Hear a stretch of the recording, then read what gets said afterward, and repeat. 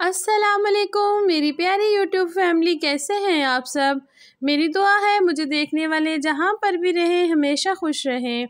तो जनाब, आज की वीडियो में सारी की सारी टिप्स इतनी ज़बरदस्त हैं, इतनी यूज़फुल हैं, जो कि हमारी ज़िंदगी को आसान बना देती हैं, ख़ास तौर पर लेडीज़ जो कि जिन्होंने रोज़ाना घर में काम करना होता है। तो जनाब, चलते हैं अपनी वीडियो की तरफ। टिप नंबर 1 मेरी जो है इस तरह से हमारी बैंगल्स को लेकर है। अक्सर औक़ात होता क्या है कि हम लोग इतनी महंगी महंगी बैंगल्स लेकर आते हैं, तो ये चूड़ियाँ जो होती हैं बहुत एक्सपेंसिव होती हैं, और जब हम लोग इनको एक दफ़ा पहन लेते हैं ना, उसके बाद फिर हम लोग इसको रख देते हैं ताकि हम लोग अपने नेक्स्ट किसी फंक्शन में पहन सकें।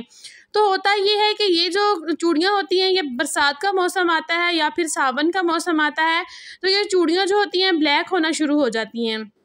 तो आज मैं आप लोगों को इतनी यूज़फुल एक टिप बताऊंगी जिससे आप लोगों की जो चूड़ियाँ हैं, जो आप लोगों के ज़ेवरात हैं, वो बिल्कुल भी ब्लैक नहीं होंगे।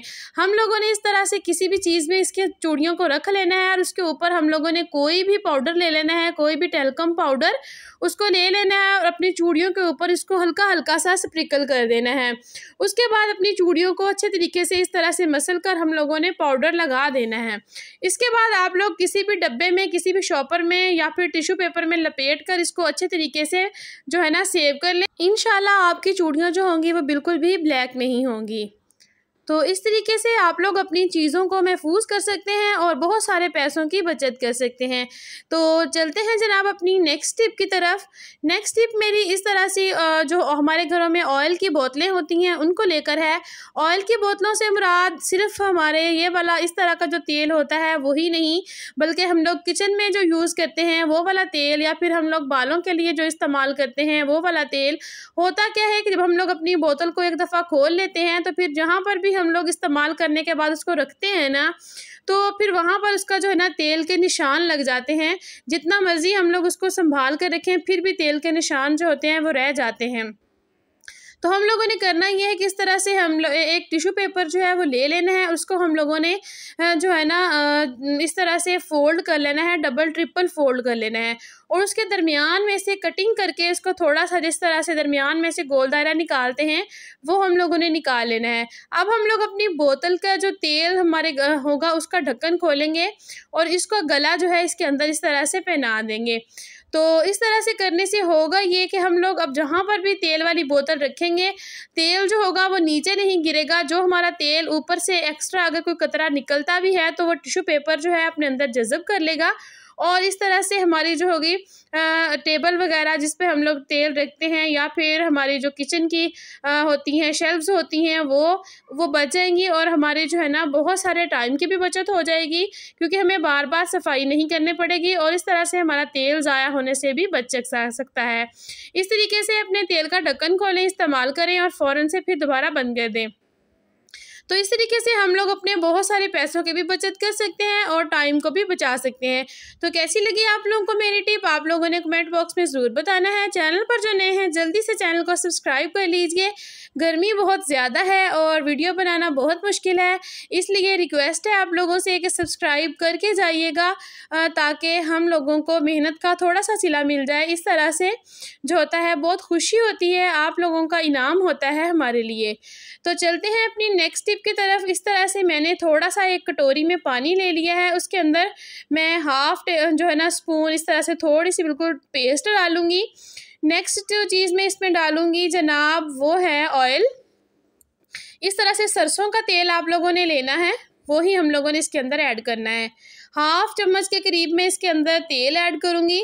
जनाब, ये एक इतना ज़बरदस्त जो है ना लिक्विड बनकर तैयार हो जाएगा, इतना पावरफुल रेमेडी है। ये उन माओं के लिए है जिनके बच्चे छोटे छोटे होते हैं। आप लोगों को पता है कि गर्मियाँ हैं, गर्मियों में जब हम अपने बच्चों को पैम्पर पहनाते हैं तो हमारे बच्चों के बहुत जल्दी रैशेस हो जाते हैं, और बहुत मसला होता है, माओं को बहुत प्रॉब्लम का सामना करना पड़ता है।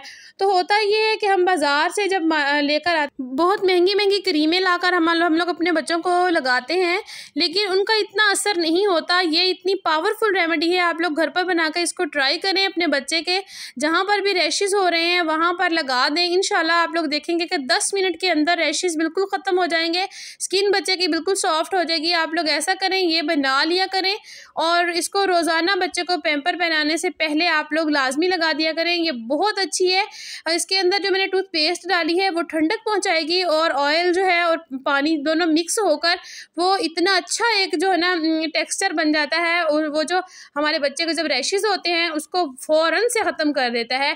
तो इस तरीके से आप लोग अपने बच्चों की स्किन को जो है ना बचा सकते हैं। चलते हैं अपनी नेक्स्ट टिप की तरफ। नेक्स्ट टिप मेरी इस तरह से हमारे घर में जो साशे होते हैं उनको लेकर है।